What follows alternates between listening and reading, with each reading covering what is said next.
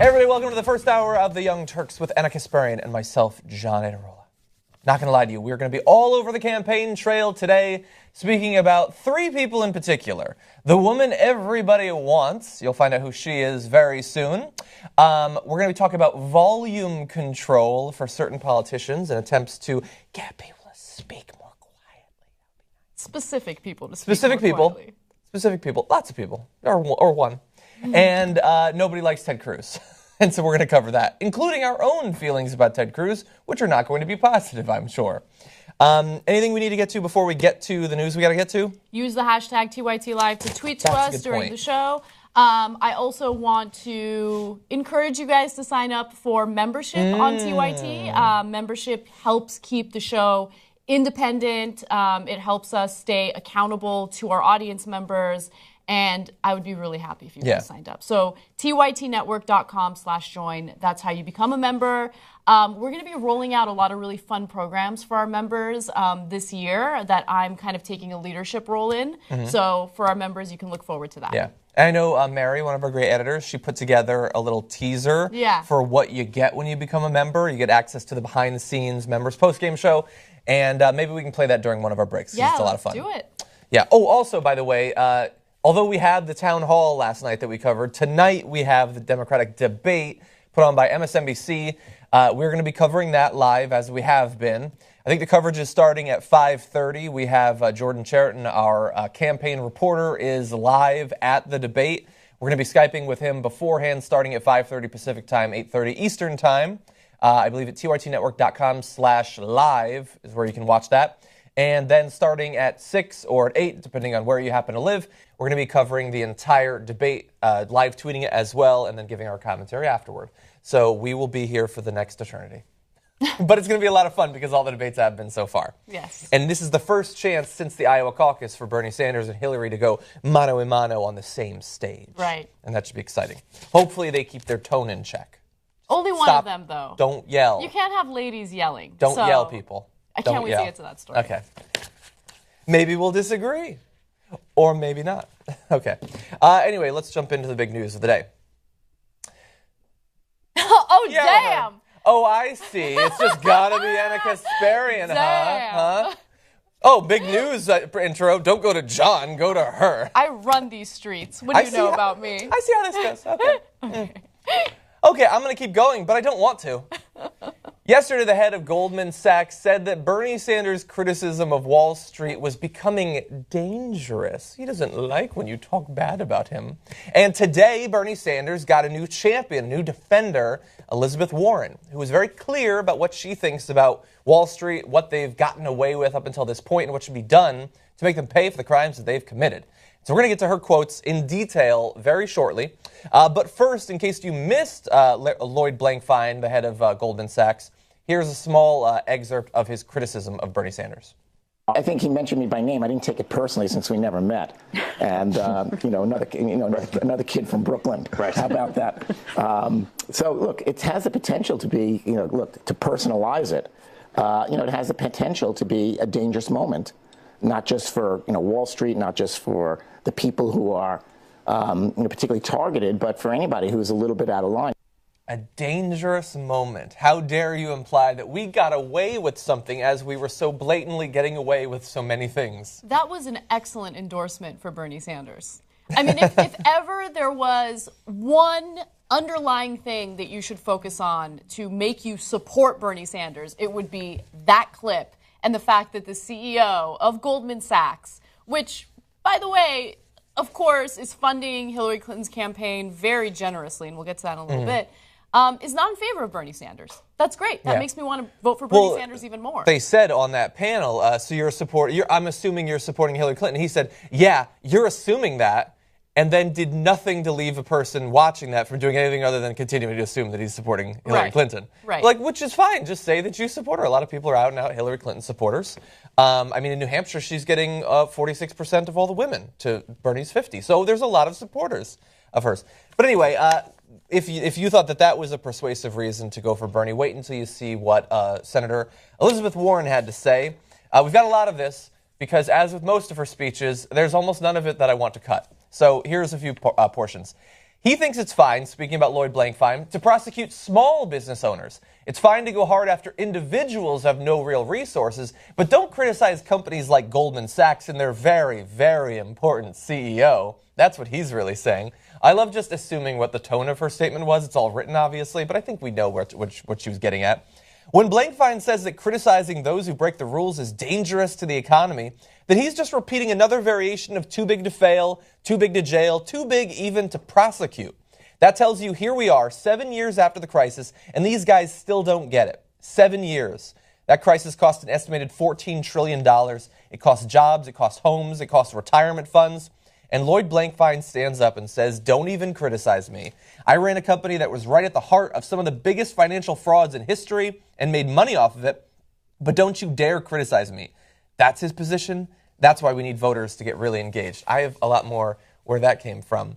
But it's so laughable, the idea that, like, you guys are being so mean. Obama once called us fat cats, and now you're saying that we broke the rules somehow when you clearly had to break the rules. I mean, when banks have to pay these big settlements when investigations show that they were engaging in either overly risky or illegal behavior, that's not us implying that you broke the law. That's you admitting that you broke the law, except because you are very well connected and you're very rich, you don't have to ever go to jail. No individual broke a law. It was just the building where they went to work broke the law somehow. Maybe the website broke the law somehow, but not people. Certainly not people. I love every part of this story because take into consideration that what Lloyd Blankfein is saying when he says that Bernie Sanders is dangerous, that his rhetoric is dangerous, is not that he's dangerous to the American people. Bernie Sanders is dangerous to people like Lloyd Blankfein, the wealthiest people in the U.S. that dodge taxes, that keep pushing for deregulation or under-regulation. Yeah. I just read a Forbes article from 2012, by the way, which means that the number I'm about to give you is probably higher at this point. In 2012, Forbes magazine revealed that there was approximately $21 trillion in offshore tax havens, like the Cayman Islands and Switzerland. And so the reason why people are able to dodge their taxes like that is precisely because these people, like, Lloyd Blankfein, fund these politicians to allow them to do it. Yeah. And so if you look at the money, follow the money. How much money has Goldman Sachs given to Bernie Sanders for his campaign? Zero. How much money has Goldman Sachs given to Hillary Clinton, right? About $760,000. $760,000, a little more than that, actually. The speaking fees, there's also separate donations. Which separate are even donations more. Yeah. on top of that, right? So why do you think they're supporting Hillary Clinton? Because she's going to give them exactly what they want. So somebody brought up that a Goldman employee had given $100,000 to a super PAC supporting Hillary Clinton, and their response was, that's not true, and then somebody pointed out that it was true, and they were like, well, he has since left Goldman Sachs. Yeah, but he was an employee when he gave $100,000. It's not like it doesn't matter anymore. And I mean, they get away with so much, and they imply that, like, they make all this money ahead of time. And I know that if you were to ask him about banking, you were asking him about CDOs or credit default swaps or whatever, he knows all this stuff. He's a super smart guy, and he certainly knows what is best for individual bankers in the short term. And that's why he's fighting for it, because he knows that he and people like him can get rich. But what he doesn't know is what is best for banks and banking in the long term. A lot of banks went under. We bailed out a lot of banks during the Great Recession. But other banks were destroyed, and they're now gone because they behaved like Goldman Sachs, but weren't actually bailed out by the government. It wasn't until after that the bailout happened. They weren't considered too big to fail. Right? Exactly. So the idea that we have to go along with what this guy says because he's a banker and he's a fabulously wealthy person is ridiculous. People like him destroyed banks. He doesn't give a fuck about American banking. He maybe cares about Goldman Sachs in the short term and certainly cares about himself and a few of his favored deputies at this point. He doesn't care about American banking, and so I don't feel like we need to listen to him. The part of it that frustrates me the most, though, is that he can use the type of language that he used in that interview, where he can say that Bernie Sanders is dangerous or his rhetoric is dangerous. And his statement goes unchallenged, right? Yeah. So the mainstream media plays a huge role in echoing that type of framing. Yeah. And unfortunately, low information voters, people in middle America that continuously vote for Republicans who are actually against their best interests, will hear those messages and they'll be like, yeah, Bernie Sanders is dangerous, communism, Marxist, leftist, communist. Just throw out words. Just throw out words that sound scary to them, but they have no real understanding of what those words are. Yeah. You are living in a country where the people making so much more money than you virtually pay no taxes in some cases, but you pay more than them. Why is that? Why are you okay with that? It's because you don't know what's really going on. Well, you should donate a couple of $1 million to politicians. Get off your ass. Donate millions. I want to shake people sometimes. When they're complaining about supplemental, programs that help feed the poor, whatever like SNAP it is, right? or SNAP, TANF. yes, exactly. Yeah. Whenever they complain about that kind of stuff, it's like, why are you focusing on tearing down the weakest people in this country? Why don't you focus on who's really robbing you? And it's people like Lloyd Blankfein. That sounds true, but some of the poorest people, they're scary colors. We should probably focus on them. Okay, you know who's not being distracted by that kind of shit? Who? Elizabeth Warren. Well, So let's tell read me a little more. bit more from her statement. In a time when literally thousands of people are being locked up every year for nonviolent drug offenses or stealing a car, the CEO of a giant bank can help engineer the theft of hundreds of millions of dollars, and he gets a raise. The executives of another bank can help organize the money laundering for drug cartels, referring to HBC there, and they don't even get charged with a crime, while an addict who buys a few pills can land in jail for a year. This is two criminal justice systems. In the financial crisis of 2008, it was fraud right down at the heart of that crisis, and yet not one major bank executive was even charged, much less prosecuted and taken to trial. Not one. Under the law, if a corporation violates the law, then of necessity, one or more of the employees at a corporation must also have violated the law. That's the way the law works. It's not possible that the corporation broke the law, but there was no one individual who broke the law. And yet look at what happened. These giant banks have signed off on huge settlements and in some cases have admitted to wrongdoing, and yet not a single executive is held responsible. It's interesting because corporations are considered people when it comes to My campaign. friend. Yes, when it comes to campaign donations, corporations are considered people. When it comes to prosecution of actions that have completely destroyed our economy, well, then corporations aren't people, and you can't prosecute anyone. Yeah, when we throw a corporation in solitary confinement or actually throw the switch on the electric chair of a corporation, then and only then will they be corporations, my friend. But anyway, look, Elizabeth Warren obviously gets it. Now, she has not endorsed either candidate. We're going to talk a little bit more about that in just a minute. But this is certainly an endorsement of Bernie Sanders' approach to what needs to be done to help rein in Wall Street and avoid a recession of the sort that we just experienced about 8 years ago. She obviously understands it. Now, Bernie Sanders isn't the only person running for the Democratic nomination. There's another candidate, Hillary Clinton, and she has a lot of experience with Wall Street. She has a lot of financial ties with Wall Street. Is she speaking out about Wall Street and the executives getting off, corporations committing crimes, but nobody actually going to jail? Is she speaking about that? Not really. She is speaking, and she's being paid very well to speak, but it's to Wall Street, not about Wall Street. Anyway, let's move. Well, you guys, one small thing. So coming back to, Anna, you were talking about how frustrated you were with Lloyd Blankfein's language. Mm-hmm. I noticed something, and maybe I heard it wrong, but let's just listen to how he says he's from Brooklyn, just like Bernie Sanders. I think he mentioned me by name. I didn't take it personally since we never met. And another kid from Brooklyn. Right. How about that? Did he say Brooklyn? He did say Brooklyn. That annoys me so much. Why does that annoy you? I'm not from New York. I'm not from any of the boroughs. I'm from California and St. Louis. But when people say Brooklyn, like it's spelled L-A-N-D, and you're from Brooklyn, it's specifically something. I don't know. I don't know if people from Brooklyn are actually annoyed by that, but I'm annoyed for you. Why would you say Brooklyn? It would be like me. Like I was raised in Reseda. It would be like me saying Reseda. It doesn't make any sense. If you're from that area, you should probably know how to pronounce it. At least if you said Reseda. I'm from Culver Kitty. It's pretty cool. It's a cool place. You know, it's not that expensive. Kitty, I like love it. that. At least if you said Reseda, it's spelled probably the same way. Yeah. There's no L-A-N-D. It's L-Y-N, son. So I'm going to say something that's going to make me seem extremely stupid, but I have to imagine that originally there was an area called Brookland, the land of brooks, and then they just simplified it, right? I don't know. That had to be where it came from. I have no idea. I visited Brooklyn to former coworkers with Hillary, but I don't know anything about Brooklyn. Look, it doesn't matter what it was initially called. It's Brooklyn, and if you're from Brooklyn, then you should know how to pronounce Brooklyn. But wouldn't a Brooklandian know best? I don't know. I have no idea. He does look like, if it was ever called Brookland, he looks like he was still alive during that era. Oh my God, you're the worst. Sorry, I apologize for my ageist joke. That's true. You know, Bernie's really like 100. Bernie's like 100. I know, he would but never he's make lovable. it to a second term. He's lovable. Anyway, okay, let's talk a little bit more about Elizabeth Warren.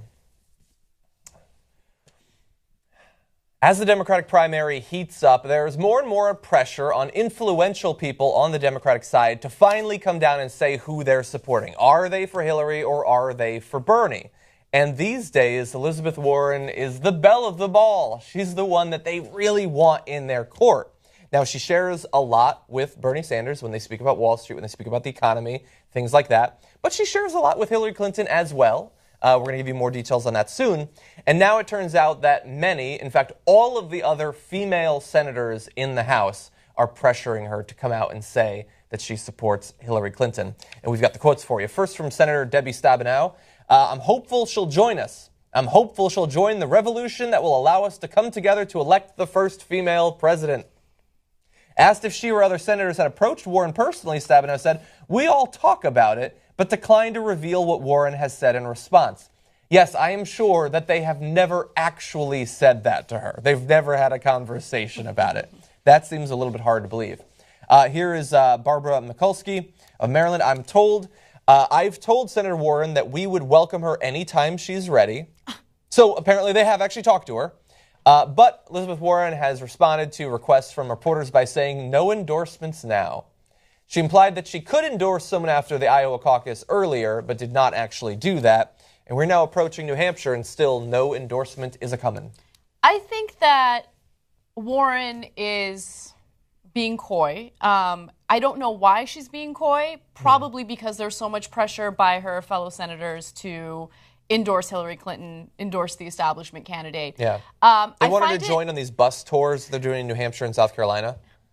I'm not joking. They're doing bus tours. Yes, female senators. I know. It's kind of incredible. Yeah. So right now there are 20 female senators. And isn't that crazy? Yeah, every single one of them, with the exception of Warren so far, has endorsed Hillary Clinton. Yeah.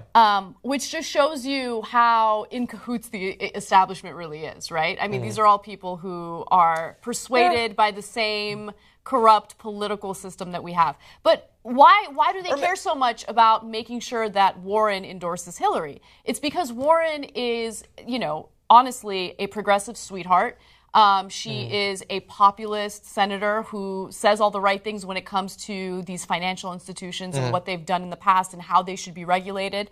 And so they know that endorsement will help bring in some of the progressives that are on the fence, who might lean in favor of Bernie Sanders but don't know yet, right? Yeah. So that's why they're trying to get Warren's endorsement here. Yeah. I don't know. I don't think that she's going to endorse her. I find it impossible to predict. I mean, it certainly seems like philosophically and in terms of what their methods, like how they would get things done, she seems closer to Bernie Sanders. But many people still believe that Hillary is significantly more likely to actually become the nominee. And so to come out and say that it's going to be Bernie when if you say it's Hillary, then maybe you get a spot in her administration or something like that. Maybe. That makes it a little bit harder to do, I think. So the reason why I think that she's leaning in the direction of endorsing Bernie Sanders, there's a number of different reasons. First of all, Warren and Hillary have had like a tumultuous relationship. It hasn't been tumultuous like Obama's relationship has been with Netanyahu, but it's been tumultuous. His relationship with Hillary earlier. Right, true. They've disagreed quite a bit when it comes to Wall Street, when it comes to the big banks. Just one quick example, Elizabeth Warren disagreed with the way that Hillary voted on bankruptcy legislation. So a bunch of these major credit card companies wanted to make it more difficult for Americans to get rid of their credit card debt in bankruptcy. Yeah.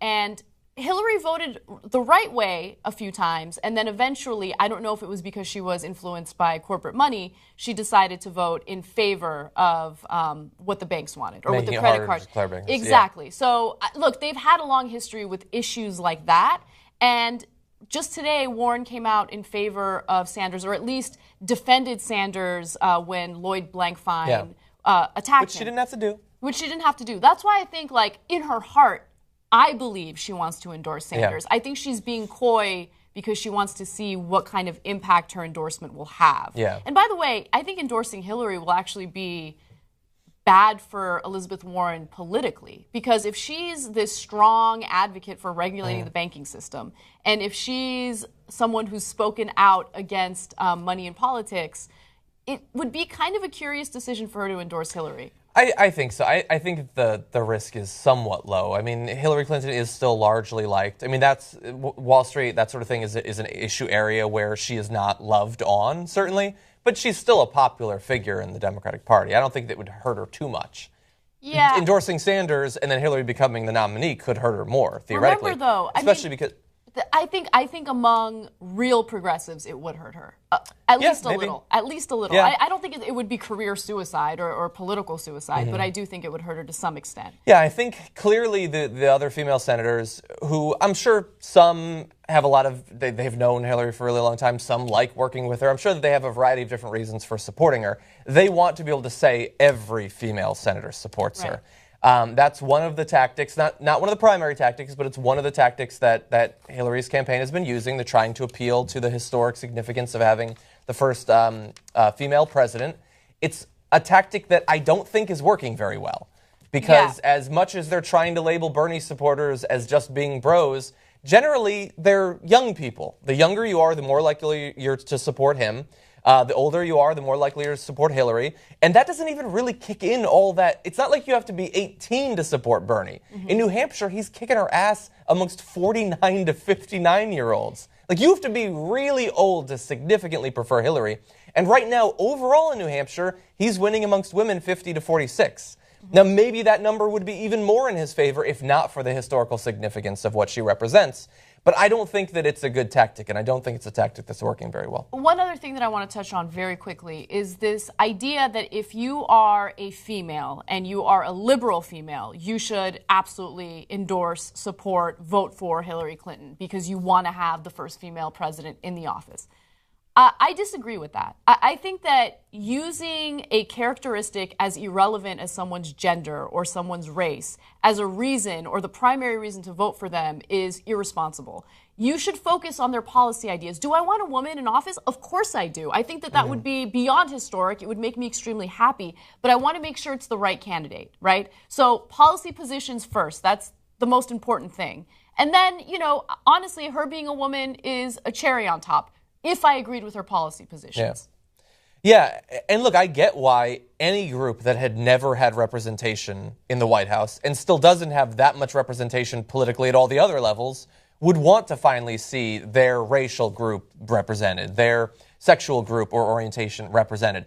I would love to someday have an out-and-out atheist as president. I think that would say a lot about America, that what a person believes and what drives their political philosophy isn't like, it has to be spectral in nature or else you can't become the president. That would be great. And it can be a thing that influences you. And the idea that it wouldn't influence you, that goes against everything we know about humans. We're influenced by all sorts of shit about what a person is. But when you state it in your blog that that's why somebody should support him, that's when I think that you go too far. Now, really fast, historically, you do need to know that in early 2013, Warren, along with the rest of the Democratic women in the Senate, signed a letter urging Clinton to run for president, but she has since clarified that it did not signify an endorsement. Also understand that early 2013 has the important distinction of not being 2015 or 2016 when Bernie Sanders was an actual contender for the presidency. And so we can't take too much from that. And this is a quote from Elizabeth Warren. As Senator Clinton, talking about the transition from Hillary before she was a senator to a senator and what New York represented for her, the pressures are very different. It's a well-financed industry, talking about Wall Street there. She has taken money from the groups, and more to the point, she worries about them as a constituency. Now, that is both a political reality and also an important point that someone like Senator Elizabeth Warren, who very deeply cares about the future of regulation of Wall Street, and just this week issued a report identifying 20 different criminal and civil lawsuits from last year that the Obama administration either accidentally or purposefully fumbled in getting prosecutions for. You don't think that she cares about that going forward? And it's fairly easy to answer the question of who would take it more more seriously as president, a Bernie Sanders or a Hillary Clinton. So we don't know at this point who she's going to support, but philosophically, that doesn't seem like that hard of a question. Welcome back to TYT. Anna Kasparian and John Iadarola with you. All right, a few announcements, then I'm going to read your TYT lives, and then we're going to get to the stories, okay? We're going to get in the nitty-gritty. So there's a bunch of election events happening, and you guys should probably watch them if you care about politics. We're having debate coverage tonight, and it will start at 8:30 p.m. Eastern Time, 5:30 p.m. Pacific. On Saturday, we will be covering the GOP debate as well, and that starts at 7:30 p.m. Eastern Time. Oh, my God, 7:30 p.m. Eastern? Mm-hmm. That's early. Okay, so 4 p.m. Pacific. She just realized what her Saturday is going to be live on air. My Saturday is going to be work, and that's it. Yeah. Anyway. And we're doing something before that, remember? Yeah, we are. There you go. And then by the way, let's let the audience know what we're going to do. So we have a membership program. These are individuals that pay money every month, about $10 a month, in order to support the show. It helps keep us independent. It helps us basically remain accountable to our audience, which I absolutely love. Now, we have some members who pay a little more money per month, and they're considered executive producers. And once a month, what we do is have a call with them and talk to them about the stories and the topics. So if you guys are interested in becoming executive producers, you do get some time to talk to us about the topics that matter most to you, and that's important. John and I will have our first call this Saturday, and I'm excited about it. You can join by going to tytnetwork.com/join. And then finally, on Sunday, we're having a Super Bowl watch party, so you should check that out as well. So tytnetwork.com/live to check that out. You go to the same link for debate coverage as well. Who are you rooting for? Who's playing? Does anyone know? I have no idea. Do you know who's playing? We're the two least watching sports hosts on this network. Ben Mankiewicz is at home like, oh my God! No, that's not a thing. I think it's the Rockets and the Cardinals, I think. Is it really? No, it's not. Okay. Kidding, obviously. Anyway, it doesn't matter. I'm going to bet on a team because that'll make me a little Gryffindor versus the Bulls, I think. All right. So anyway. TYT Lives, we got to get to the stories. I love this tweet from the other Russert. He says, Ted Cruz is just like Bernie, except for the xenophobia, homophobia, cloaked racism, indifference to the poor, and religious bigotry. Yeah. Best tweet. All right, let's go ahead and do some stories. Governor Rick Scott of Florida has declared a state of emergency in the state as a result of a Zika virus outbreak. Now, there are as many as 9 individuals who have detected the Zika virus, but they have not contracted it in the United States. They apparently traveled to other countries, and that's when they got bitten by a mosquito and unfortunately got the virus. Now, the reason why this is a state of emergency is because the governor is rightfully concerned that this will now spread to other people in the country, in the state, and that could lead to many terrible birth defects for pregnant women or women who are looking to conceive. So if you get the Zika virus and you are a healthy adult who's not planning on getting pregnant or who isn't pregnant, you'll have some mild symptoms that will eventually go away, right? But if you are pregnant, it could have some serious ramifications on the baby. It could lead to a condition that has the baby develop a very small head and a small brain, and usually they don't live very long. They die shortly after birth. So let me give you some more details on that. So Scott's executive order requires the state health officer to take any action necessary to protect public health and allows the Commissioner of Agriculture to issue a mosquito declaration in the affected counties to reduce populations of the insects that can spread the disease. I would just do that now. Yeah. If you have the ability to lower the amount of mosquitoes in the areas that are likely to have Zika at some point in the future, I'd probably just do it. So Miami-Dade... Sure, it's expensive, but... Of course, but who cares? If it's a public health issue, then that's what our taxpayer money should be used for. So Miami-Dade, Hillsborough, Lee, and Santa Rosa are all counties that have been impacted by this. Oh, just Miami. So small rural communities, not actually going to affect that many people. This is obviously horrifying. So 9 people have been infected, all of them travel cases. So they went to an area that was that had it, they were infected, and then they came back. Or that's what they say. Although if some of them had gotten it here, they probably wouldn't say that.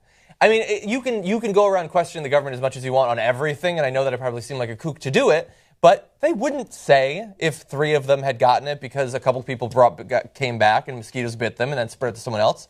Now, the cool thing about Zika is that it doesn't stay in the body for that long. And so as long as you identify it and you get people to avoid being bitten by mosquitoes over the course of a couple of weeks, it's unlikely to then spread to someone. And as long as they abstain from sexual activity, because it can be spread sexually as well. But just keep in mind that this is Florida. Florida is one massive swamp. Stagnant water everywhere. It's like a breeding ground for mosquitoes. So to tell the people of Florida, hey, just avoid getting bitten by a mosquito, I think is a little rough. Unreasonable. Yeah. Well, unfortunately, it becomes even more unreasonable than that, because if it does start to spread, then we might have to have some version of what many countries in Latin and South America are doing and ask them to abstain from having children for a couple of years. Right. That's a little bit harder even. I don't know exactly what they're going to do. It seems like it is likely to spread. It spread rapidly across huge populations south of us. I very quickly looked, and California seems to be out of at least one of the mosquitoes' breeding grounds. But as the climate continues to change, that will probably change as well, and they will begin to move into areas that they hadn't previously lived in. Yeah. I don't know. I'm actually pretty worried about this, right? Yeah. Because it could have a negative impact on society, especially if you tell society, like, you can't have kids for 2 years, like, avoid having kids. I don't know. I don't know what kind of impact that's going to have. I'm going to be honest about that. But I also worry because I'm going to be visiting 2 areas that are impacted by this, Mexico and Florida. And I feel like I'm going to get the virus. Well, so far, Florida, relatively perfectly fine. I'm going to Miami, Florida. Yeah, and look, if we eventually had to have some sort of declaration like that, we're going to talk a little bit later in this hour about the effect on especially poor women in Texas of Texas's anti-abortion, anti-Planned Parenthood legislation. And so if you're told, okay, for 2 years you can't have kids, and there used to be clinics in your area that made that a possibility, but now they're either hundreds of miles away or far more expensive, then some women will start to be affected by the microcephaly in their kids. What would be one little silver lining out of this, and I understand that scientists all over the world, and especially in America and South and Latin America, are working on treatments for Zika, which don't currently, it's difficult to even test for it to see if a person has that. Not every location can do that. But it should start to have us maybe pay more attention to the fact that Zika has some percentage of the kids who are born to women with Zika develop the microcephaly, the smaller skull size. We have no idea what that number is. We don't know if it's 50% of kids, 1%, 0.1%. But I also know that there are 100 other things, contaminants in the environment that cause birth defects or developmental problems that we don't test for and we don't have public campaigns about. BPA absolutely destroys kids in a number of different ways, and it's still largely unregulated in a lot of products. Yeah, BPA mimics estrogen, and so you're seeing more and more girls who aren't even in their teens yet starting puberty. So, yes, there's all sorts of stuff around us that's more harmful or poses a bigger risk or threat. And I'm not trying to minimize Zika whatsoever, but I'm saying hopefully when people start to say, oh my God, there's this disease that actually has this terrible effect on my kid, maybe we can start to bundle that with other things that maybe the government should start to take seriously that for various moneyed reasons they have not. Right, like eradicating all mosquitoes. That as well. I'm just kidding. I mean, like why BPA is actually added to things and the monetary incentive to continue to do that, those sorts of things. I would love our science-savvy audience members to send me articles about mosquitoes and why they're necessary. They are necessary. I know they're necessary. I want to know why. I don't know why. I have to be honest. So I want to know. I want to learn. And if Fox had an article about it recently. Okay, send it to me because I want to learn about it. I feel the same way about sharks. Sam Shocker says we can't just kill all the sharks.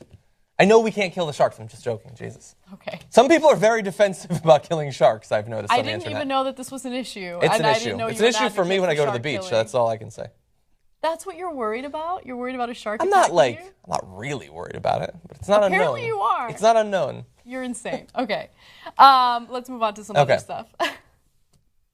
A mayor in Kentucky. Shark attack off the coast of California. What are you trying to do to me? Sorry, I'm kidding. You can do the news that we're being paid to do. Sorry. All right. Jaws 4.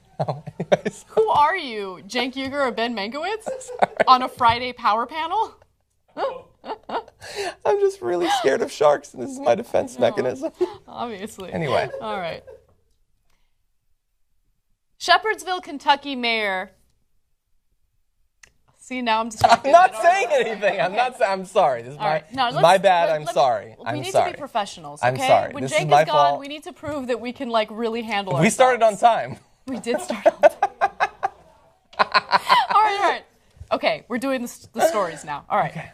Shepherdsville, Kentucky Mayor Scott Ellis was investigated for taking advantage of and preying on female parolees in order to solicit sexual favors for political ones.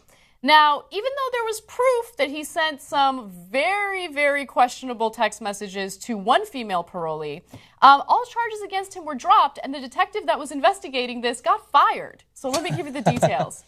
So here are the texts that he was sending to this unidentified woman. She was facing some charges. I believe they were drug charges.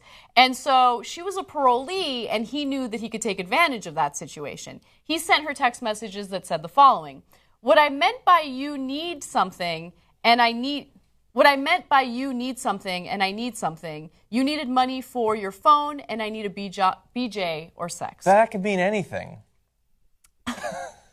Ellis also wrote to her, "We haven't had any trade-offs the last 2 times." And the woman responded back to him and said, "I know, I'm sorry. How about we try to do something on your lunch break?" And they did. She performed oral sex on him. Now, according to investigators, the woman performed oral sex on Ellis in his office. In exchange, he provided money, favors, and promised to have her pardoned. Mm-hmm. By the way, there's also some evidence indicating that he is a racist mayor. Let me give you the details on that. Lieutenant Colonel Dan Patchen of the Shepherdsville Police Department said that he heard Ellis talk about black people and referred to them as the N-word. Okay. In one instance, Patchen recalled Ellis saying that every N-word born should be injected with sickle cell so they don't or can't reproduce. Well, technically, he said cycle cell. Maybe that's medicine. I don't know. Maybe he's looking out for every black. That's his commitment to African Americans. I don't know. Cycle cell. Yeah. So the whole thing with the trading the political favors. I mean, once you get into the money, then that's prostitution. Right. And we very carefully delineate directly giving money for sex from all of the socially acceptable ways that we indirectly provide monetary benefits for sex in a society and call it relationships. But once you give the money, it's prostitution. I totally get that. But we talked recently about an attempted ban in a state legislature to stop lobbyists from having sex with legislators. Because the idea is that then it would coerce them or possibly get them to do something they wouldn't otherwise do. I love the idea that millions of dollars doesn't do that, but a hand job possibly could. And so that they didn't actually end up banning it, and they're still allowed to do that. And so if they're allowed to do that, shouldn't he be allowed to say he's going to help her out in exchange for sex? I mean, look, I don't want them to be able to do that, but it seems like as a country we have ruled that it's okay. So no, because there is an imbalance of power. And so yes. He is in this position of power. She is in a desperate situation. She's a parolee who's facing drug charges. Yes. And so he's preying on her. He's taking advantage of his power. Look, both instances are disastrous. And legislator. I don't want lobbyists to have sex with politicians in order to get what they want. Life isn't House of Commons. But that's something that would be really, really difficult to enforce, and then you're getting into the private, personal, sexual lives of lobbyists. It could be possible that a lobbyist fell in love with a politician. What are you going to do? Get in there and tell them you can't have a sexual relationship?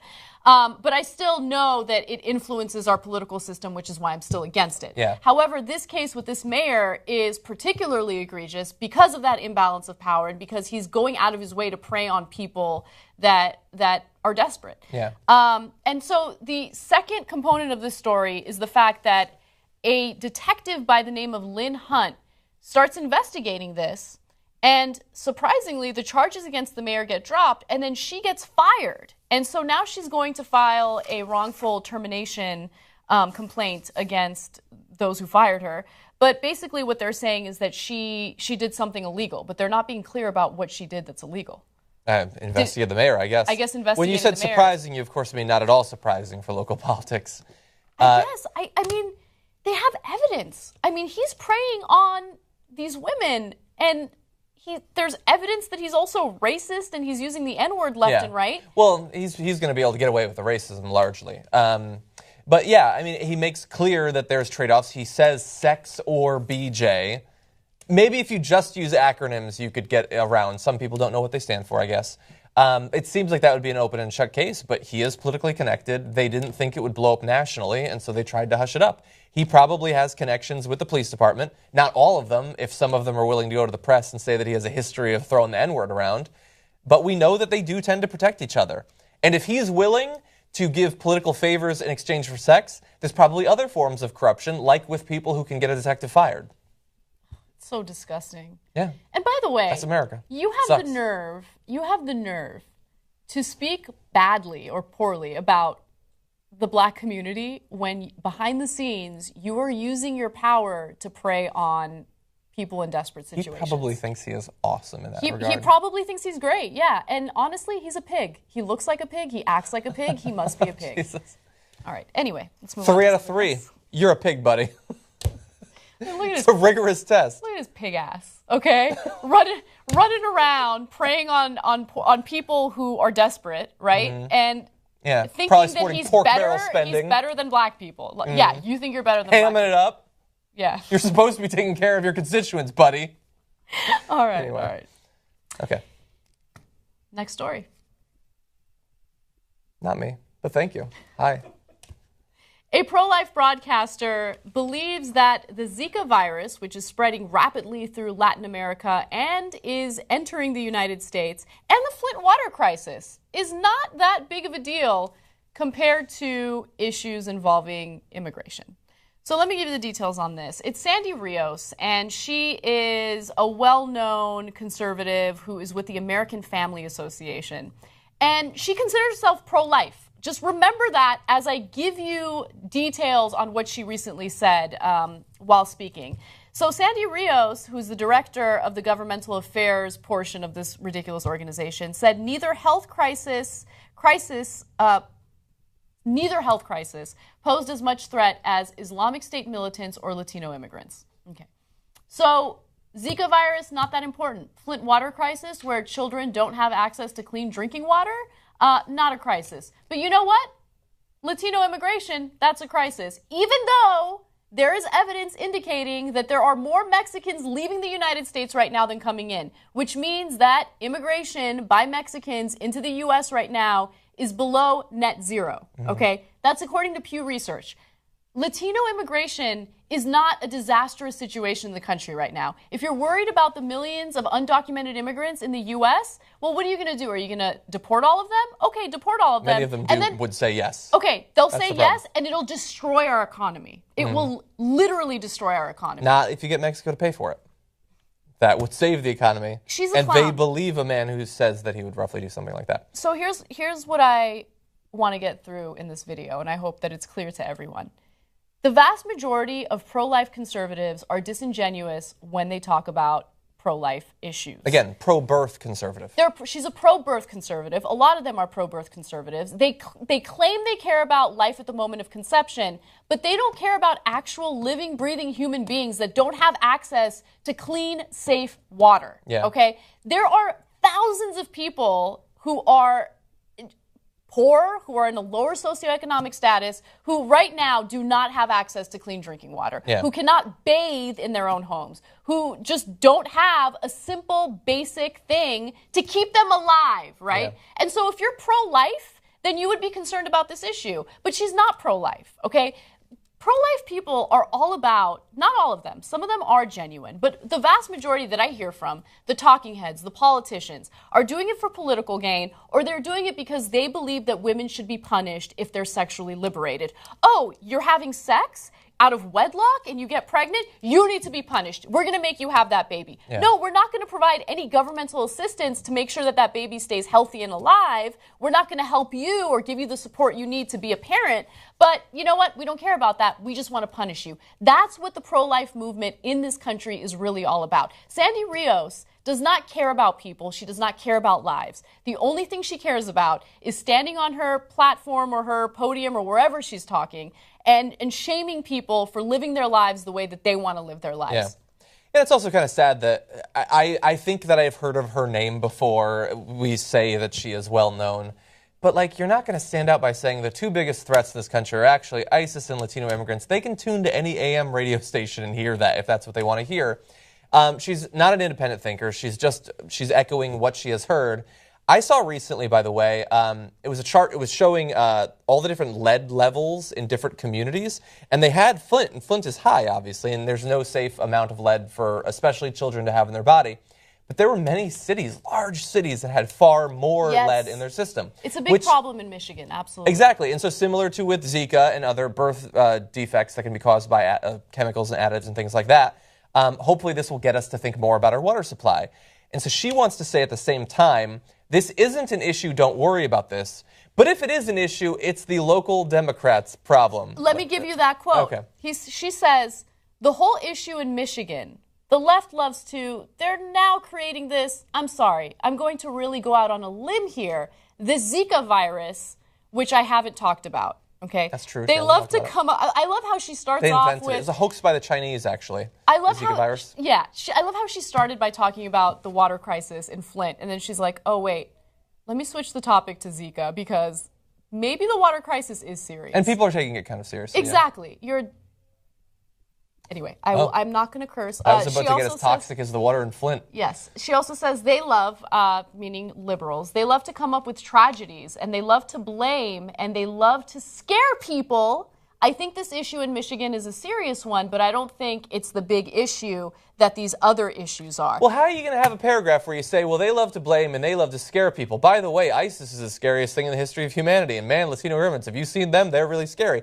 No one side tries to scare people. The world has scary things. We just identify different things as being scary. We think that kids being poisoned and either having developmental problems or dying as a result of drinking lead, especially when it can be fixed for something like $100 a day, that seems pretty scary and careless.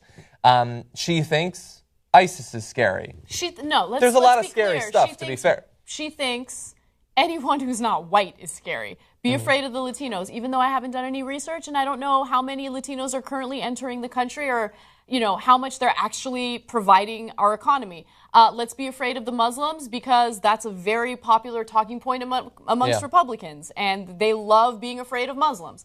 It's ridiculous. I mean, look, the Zika virus is not huge in the U.S. yet, okay? There's a possibility that it could be. But the ramifications on pregnant mothers or pregnant women is disastrous, right? It could lead to serious birth defects. To say that that's not that big of a deal while also claiming to be pro-life or anti-choice, I should say, is ridiculous. Yeah, it would be nice if, I don't know how personally religious she is. She represents the AFA, so I'm imagining there's a good bit of that.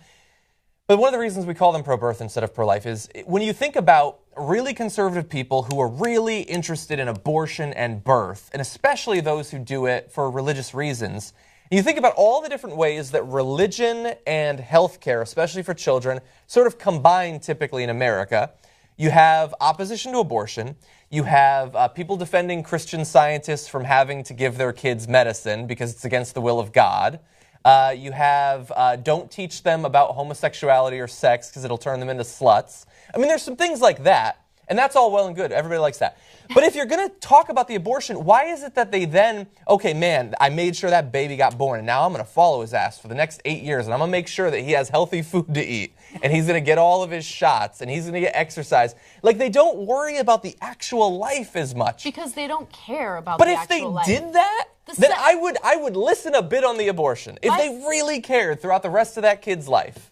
But they don't. It's like, get out there and get out of my way. I got to talk about more fetuses. Anti-choice Republicans, conservatives, love to point to the black community and talk about, abortion is impacting the black community the most. The vast majority of abortions are done by black women, right?